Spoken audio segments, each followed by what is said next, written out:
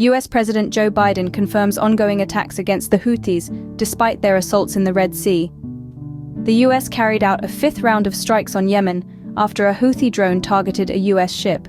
The US and UK initiate airstrikes against Houthi targets in January 2024. These preemptive strikes target 14 Houthi missile sites in an effort to disrupt their attacks on merchant vessels.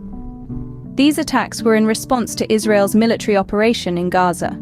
The airstrikes carried out by the US and UK have a significant impact.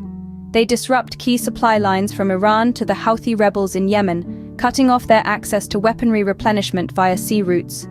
The strikes target Houthi radar stations, storage facilities, and launch sites for drones, cruise missiles, and ballistic missiles.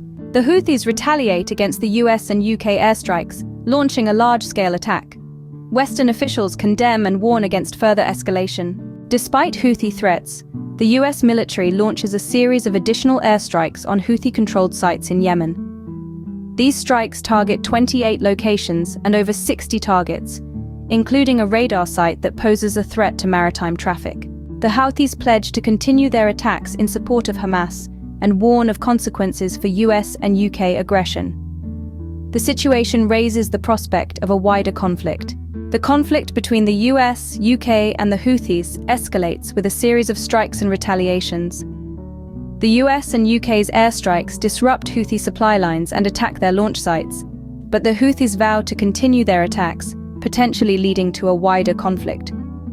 The situation remains volatile with the potential for further escalation in the future.